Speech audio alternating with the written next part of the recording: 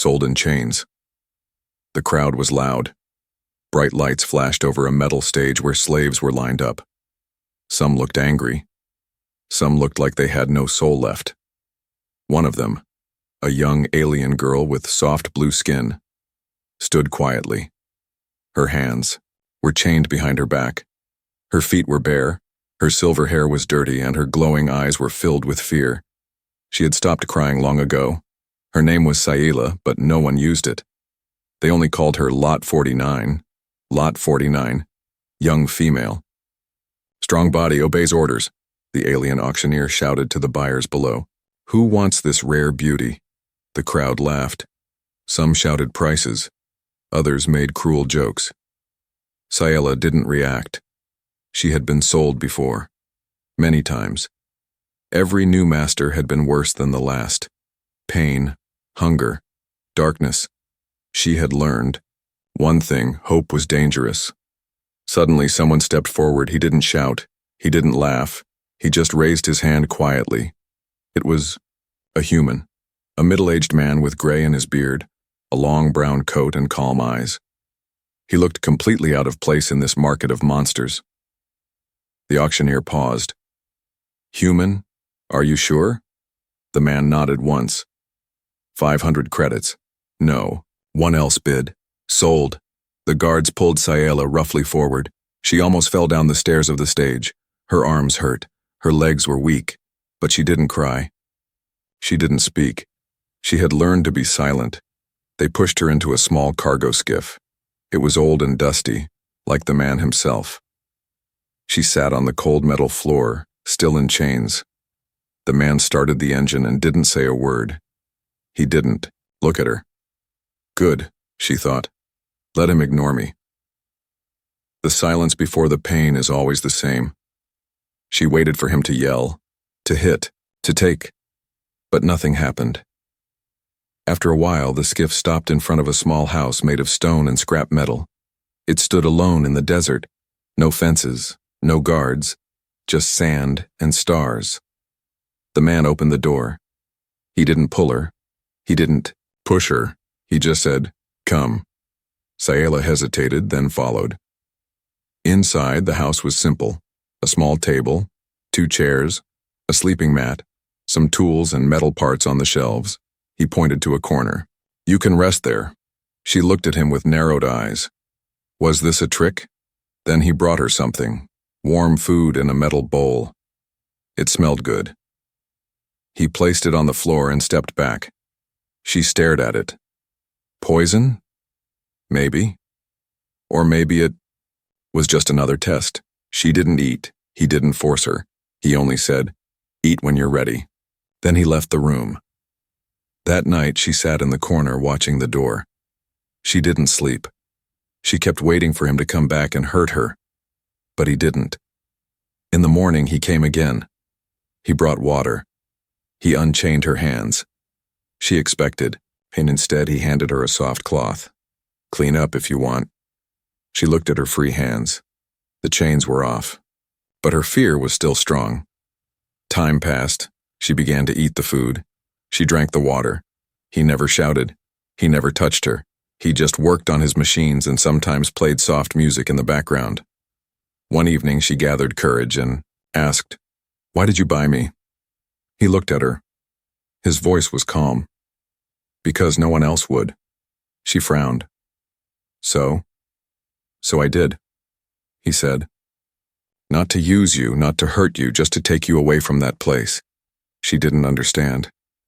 What did he want from her? What kind of man was this?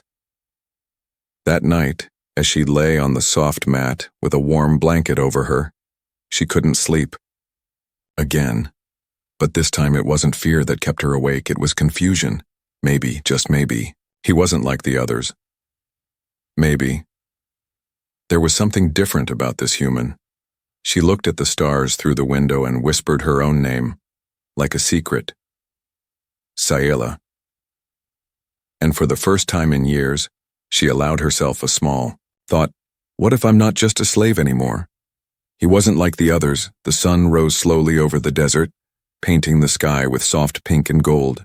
Inside the quiet little house, Sayela opened her eyes, not because someone kicked her awake, not because of shouting or pain, but because of silence. It was strange, too strange. She sat up quickly, heart pounding. The blanket was still around her. No chains on her wrists, no collar, no cage. She touched her own arms in disbelief. Was this a dream? She smelled something warm. Bread? Spices? Her stomach growled, but her mind screamed, "Don't trust it. It's a trick." She moved slowly across the room, bare feet on cool stone. In the small kitchen, the human, Ronan, stood at the stove, cooking something in a pan. He didn't turn to look at her. He didn't grab her or shout. He simply said, "You're awake." Sayela stayed silent. He placed 2 bowls on the table, one in front of the other chair, one in front of where she was standing. Then he sat down and started eating. Calmly. No commands, no threats. She stared at the food. Warm porridge. Simple. Safe-looking. Still. She didn't sit. After a few minutes, he said, "You can eat, or not. Your choice." Her legs felt weak again. Not from fear, but confusion. She slowly sat down. Her hands shook as she picked up the spoon. The first bite was soft. Sweet. Real. She swallowed and waited for pain. Nothing came. Only warmth. After breakfast, Ronan went outside. Sayela followed him without knowing why. The desert air was cool in the morning. The land stretched wide, no fences, no guards. He walked to a small garden beside the house. Alien plants grew from the dry soil, fat red roots, yellow-leafed vines, and strange glowing bulbs. He knelt beside the plants and began pulling weeds. Without looking at her, he said, "They grow better when someone talks to them." Sayela stared at the plants, then at him. "They don't understand words." He smiled faintly. "Maybe not. But they understand care." She didn't reply, but she didn't walk away either. That night, she slept again on the mat. This time, she didn't stay up all night watching the door, only half the night just in case. The next day, she sat near the garden while Ronan worked on a broken drone. Its wings were bent, and wires dangled like loose veins. He fixed it patiently, speaking to it like it was alive. "You've been through worse," he said to the machine. "You'll fly again." Sayela watched him quietly. "Why do you fix broken things?" she asked. He didn't stop working. "Because someone should," he said. "Too many people throw things away. People, machines, dreams." She looked down. "At her hands, do you think I'm broken?" He looked up. "No." "Then, what am I?" He met her eyes. "Free." She didn't know what to say. That evening, she walked out behind the house alone. She looked up at the sky. The stars were beginning to shine. She whispered the names of the constellations, her people's names for them, names she hadn't spoken in years. Then, out loud, as if to the stars themselves, she asked, "Why is he different?" There was no answer, but in the silence she felt something small and unfamiliar. Not fear, not pain, something lighter. Hope. Later that night, she woke from a nightmare, sweat on her face, breath heavy. She remembered cold floors, darkness, screaming. But when she opened her eyes, she was safe. No chains, no master, only the soft sound of Ronan's snoring from the other room. She pulled the blanket closer and whispered, "Maybe he's not like the others." And that thought stayed with her as she drifted back to sleep, a new kind of dream beginning to form. The man who didn't look away, Ronan never asked about her past. That was the first thing Sayela noticed. Every other owner had wanted her story, how many masters she'd had, how much pain she could take, how obedient she was. They treated her like a thing with a number, not a name. But Ronan? He never even asked her real name. He only called her Kid. or sometimes just nodded to her when offering food or tools. It was strange, and it was peaceful. Too peaceful. One morning she sat near the window while Ronan worked at his table. Wires, tools, old metal parts were scattered everywhere. She watched his hands as they moved slowly, carefully. He fixed everything: drones, radios, solar panels. She wondered why he didn't fix people the same way. He hadn't tried to fix her. He hadn't forced her to talk or smile or obey. He just let her. Gisela didn't know how to deal with that. Later she asked him, "Do you live alone because you like being lonely?" Ronan didn't look up. "No, I live alone because most people lie." She blinked. "And you think I don't?" He glanced at her. "You've never lied. Not once. You just stopped speaking." She turned her eyes away, unsure if it was a compliment or a warning. The next day they went into town for supplies. Scylla walked behind him like a shadow. She didn't trust crowds. The memories were too loud, of being pulled by leashes, spat at, mocked for her blue skin. At the market, Ronan traded old machine parts for food and tools. Scylla kept her eyes low, but then a fat alien trader spotted her. Well, what's this? Still dragging that slave around, human?" The alien chuckled, licking his lips. "Or are you just too old to handle someone younger?" Scylla froze. Her heart raced. She expected Ronan to laugh along or ignore it, but he didn't. He turned. He walked straight up to the trader and punched him. Hard. The alien crashed into his own table, knocking crates of fruit and electronics everywhere. The market went silent. Blood trickled from the trader's nose. Ronan looked down at him and growled, "Speak about her like that again, and I'll break more than your jaw." Then he turned and walked away, not looking back. Scylla followed him quietly. Her legs shook, but not from fear, from shock. Not once in her life had someone defended her like that. Not without wanting something in return. She stared at his back as they walked. This man, he didn't act like the others. And for the first time, she wanted to know why. That evening, after dinner, Scylla approached him. He was fixing a radio, half working, half rusted. She sat across from him on the floor, quiet for a long time. Then she said, "Why did you hit that man?" He didn't look up. "Because he forgot you're not a thing," she frowned. "You don't even know who I am."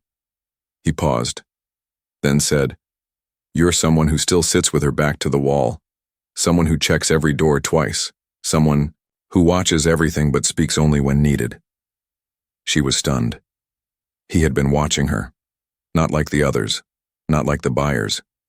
He had noticed her pain and respected it.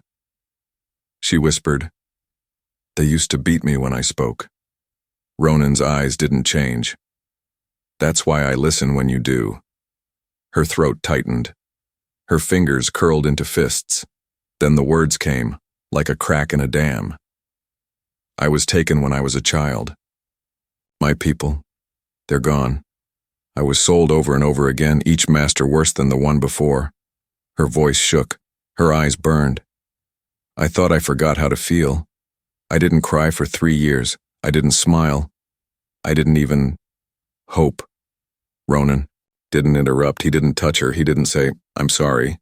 He just listened, and more importantly, he didn't look away. When she finished, silence wrapped the room like a blanket, and Ronan simply said, "You survived." Scylla looked at him. "So what? So now you get to decide who you want to become." That night she lay under the stars again. But this time she didn't feel like a ghost.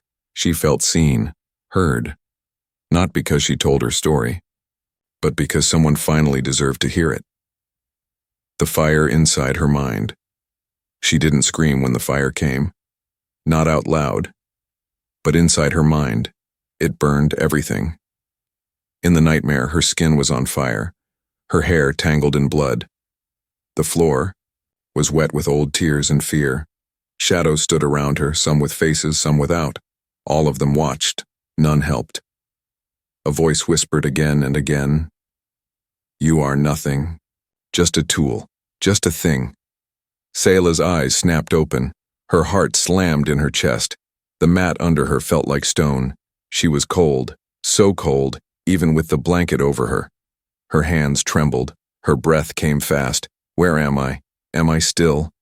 There? Then she heard it. The soft clinking of tools from the other room. A calm, steady sound. She turned her head and saw the warm yellow light spilling from Ronan's workshop.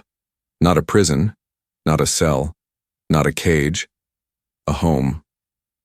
But still, the fire inside, her mind would not stop. Ronan looked up when she stepped into the room. Her eyes were wide, frightened. Her arms were wrapped tight around her chest. He said nothing. He reached beside him and picked up a mug. Steam rose from it. Couldn't sleep? He asked softly. She nodded. He handed her the mug. Warm tea. Nothing fancy. She took it with both hands, sat down slowly across from him and stayed silent. Minutes passed. The tea warmed her hands. The fear stayed. Finally, she whispered, I saw them again. All of them. My masters. The pain. The chains. The way they laughed. I was back there, Ronan. I could smell the place. He didn't answer right away.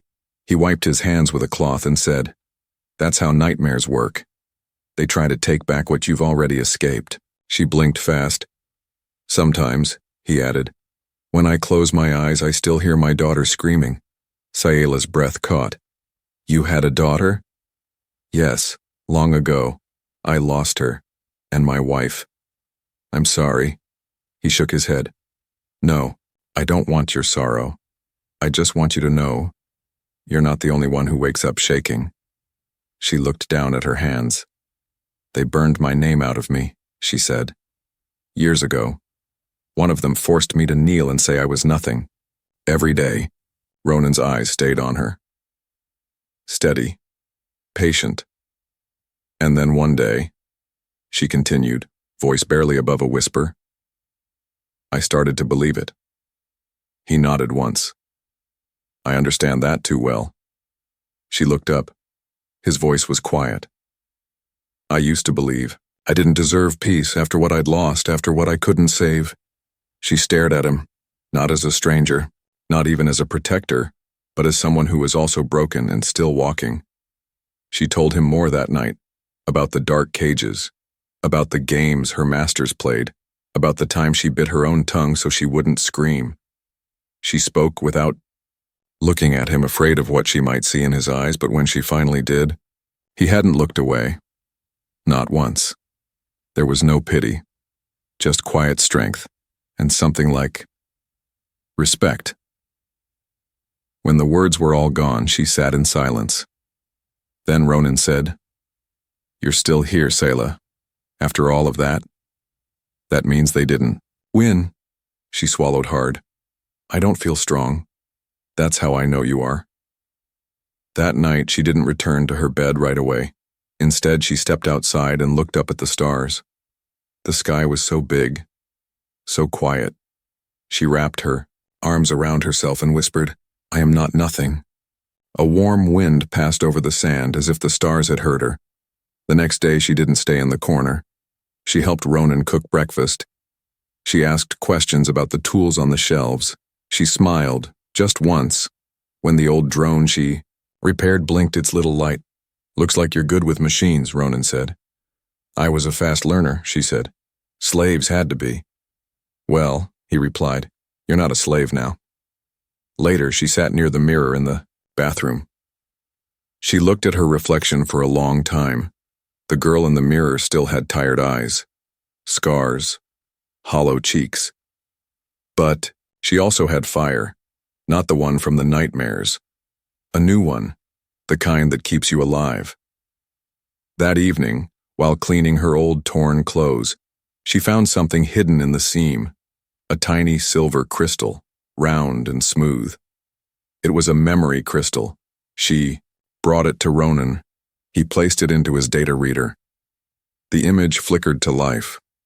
A woman with long silver hair held a baby wrapped in blue cloth. Behind her stood tall figures in golden robes.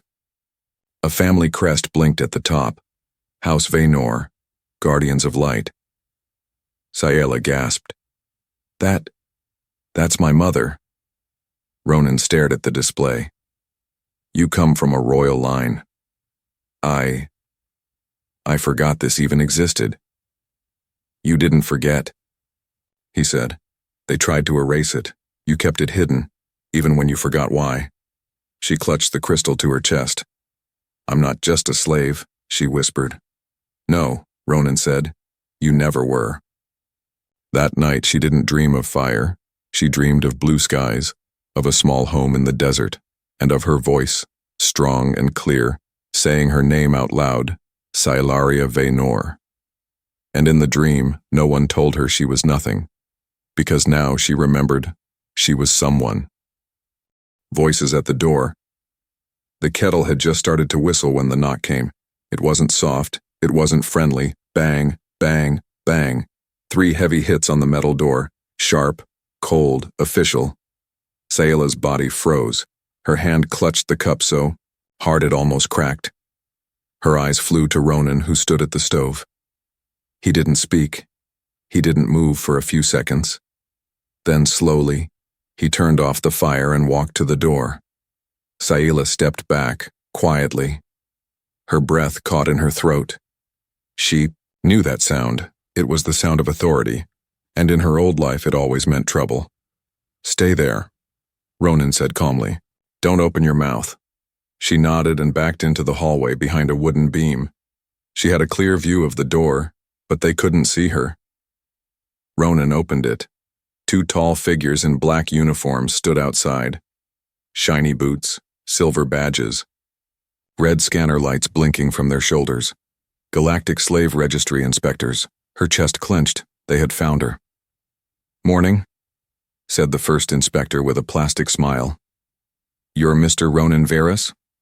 I am, Ronan said, arms crossed. Routine visit, the second one added. System flagged your ID. You purchased a slave girl from Norga Market last cycle. Female, blue-skinned, no death record filed. She died during transport, Ronan said without blinking. Fever. Didn't make it. No disposal report either, the inspector said, narrowing his eyes. I buried her, Ronan said. I didn't log it. I had solar panels breaking, garden dying, and 0 patience for paperwork. The inspectors exchanged looks. We'll need to scan the house. Behind the hallway beam, Sayela's heart raced. Do I run? Hide deeper?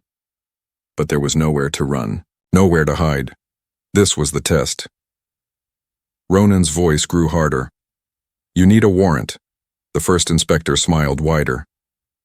Section 72A lets us inspect any slave-related property without a warrant. New law.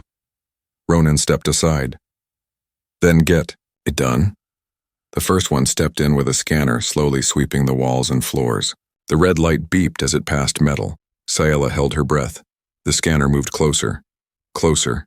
Ping. The scanner froze, locked on her signal. In here, the inspector said, stepping toward the hallway. Sayela stepped out, slowly. No fear in her eyes now. I'm not property, she said loud and clear. I'm a person. The inspector raised an eyebrow.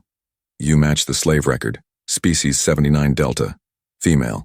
No ID, no citizenship. That makes you illegal. I have proof, she said. From her pocket, she pulled out the small silver crystal. She handed it to Ronan, who inserted it into the wall scanner.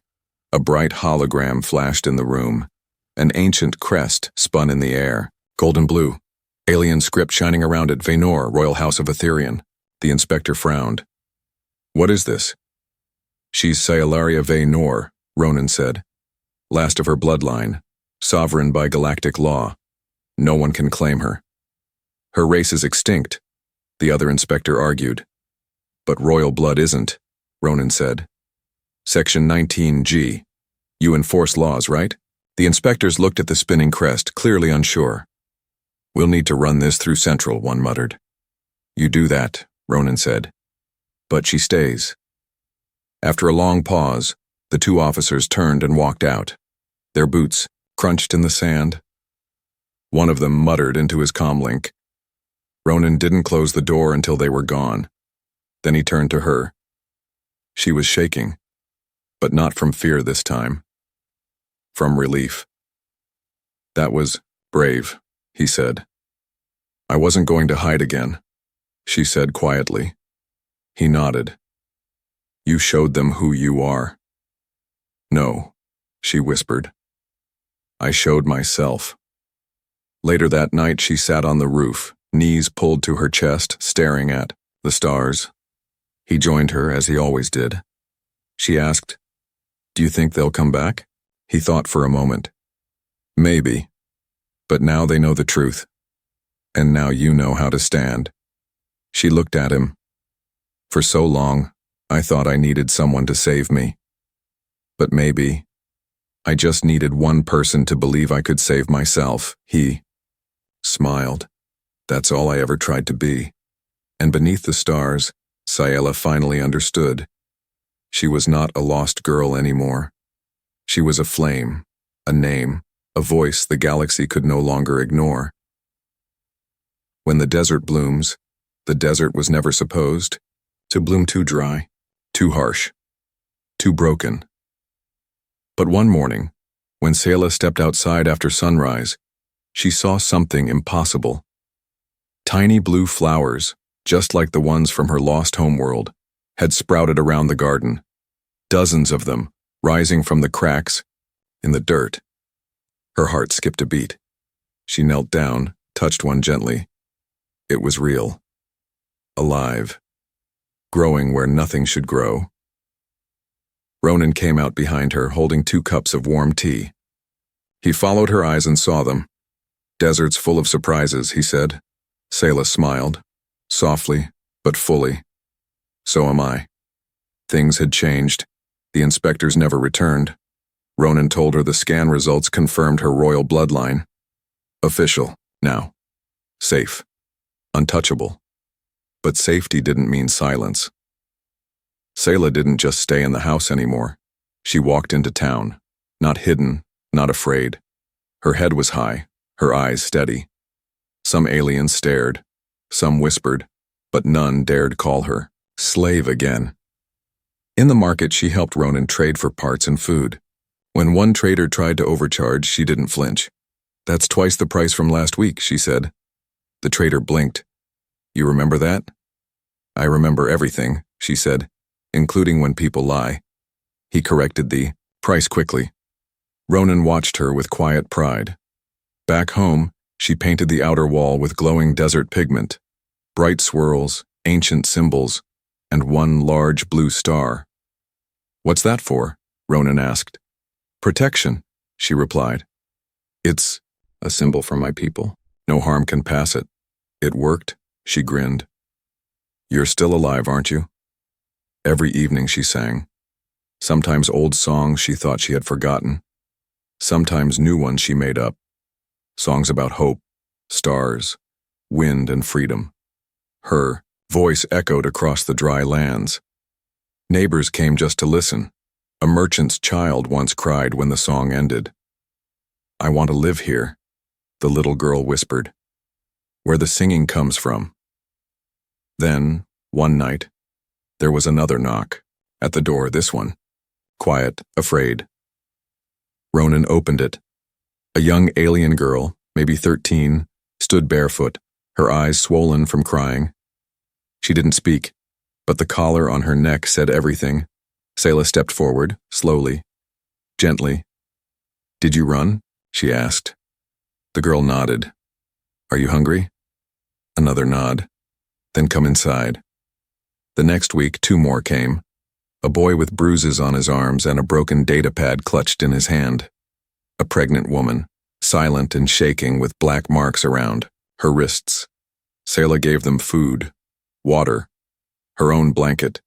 Ronan built extra beds. The house grew louder, fuller, warmer. One evening, Ciela sat beside Ronan, watching the sun fall behind the hills. She held a steaming cup and said, Do you know what this place is? A workshop with noisy guests? She smiled. It's a haven. A what? A safe place for those the world forgot.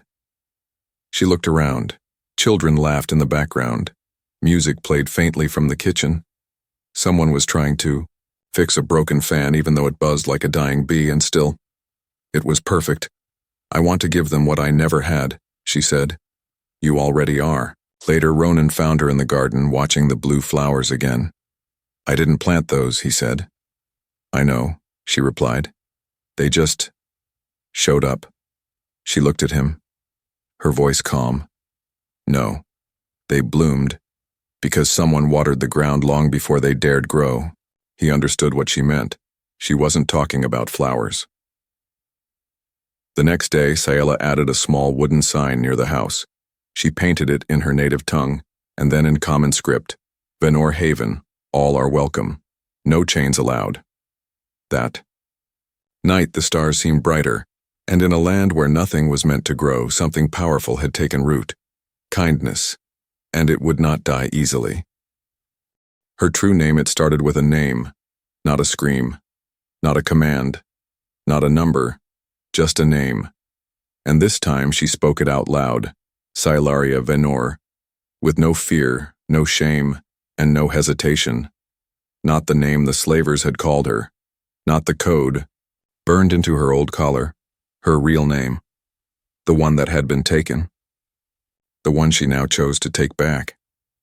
The sun was setting over the desert, casting golden light on the small house Ronan had built, and the many hands had shaped since. What had once been a shelter for two now held nearly a dozen. Some came afraid. Some came broken, but none were turned away. Sayela stood outside watching the sky. A soft wind carried voices behind her. Laughter, dishes clinking, a child singing one of her old lullabies. She held the crystal in her hand, the one that carried the Venor royal crest, the one that proved she wasn't just another runaway girl with blue skin. She had been born for something greater. But it wasn't royalty she wanted anymore. It was purpose.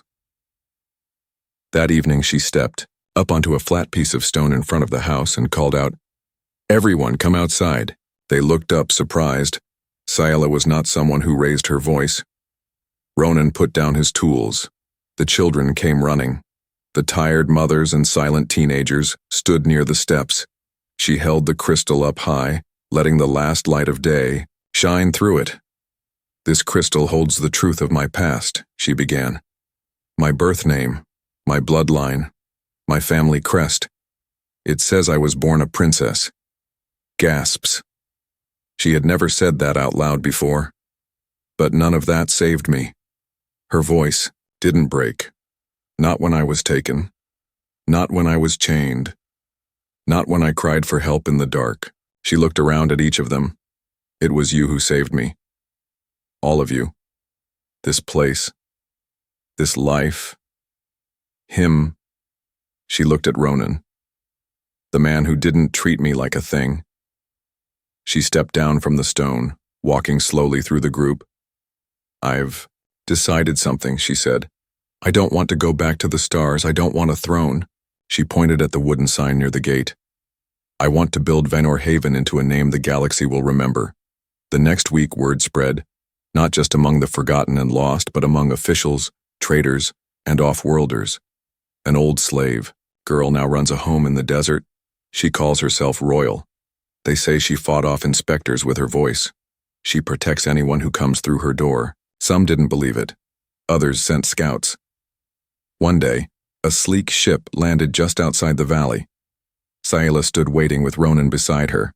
Out stepped a woman in a dark green suit, tall, polished, and clearly high-ranking. "I am Commander Liarin, of Galactic Affairs," she said. "I come not to arrest, but to witness." Sayela raised an eyebrow. "Witness what?" How a lost girl made the stars listen. Inside, the commander was shown everything. The clean water systems Ronan helped install, the handmade beds, the small school where Sayela taught children to read and sing and think. She watched a broken alien boy fix a drone while humming a song. She saw a half-blind ex-slave nurse a baby back to health. And then she sat with Sayela near the garden, sipping bitterroot tea under the rising moons. "I've seen refugee camps," the commander said. but never anything like this. That's because we're not refugees, Sayla replied. We're not running, we're growing. And, who are you really? The commander asked. A princess, a healer, a rebel? Sayla smiled. I'm me, and that's enough. The commander left with silence. But 3 days later, government aid arrived. Quiet and discreet. Medical supplies, solar panels, food crates. But most importantly, no soldiers, no flags, no strings. Just a quiet message carved on the inside of the UAM supply box. For Vaynor Haven, long may it stand. Months passed. Sayla became known far beyond her dusty horizon. Strangers arrived weekly. Not always broken, some simply tired, some looking for purpose. She gave them both. Ronan continued to fix things, still quiet, still calm, but now always smiling a little more when Sayla entered the room. They sat on the roof each night, as they always had. One evening he turned to her and said, "You remember the first time I gave you tea? You told me it wasn't poison," she laughed. "I think it worked. Still here, aren't I?" "More than here," he said. "You built something I never thought possible." She looked at the stars. "You helped me believe I could." He turned serious. "You didn't need me. You just needed space to breathe. And someone who didn't look away." Years later, Ronan's beard turned fully white. His hands grew slower, but his eyes stayed sharp. Sayla grew stronger. She led with grace. She spoke at councils. She refused to let anyone take advantage of the weak again. People started calling her leader of the lost. She smiled every time, because now, she was no longer lost. One day, a small alien child tugged her sleeve. "Miss Sayla, what does your name mean?" She knelt beside the child. "It means Starflame.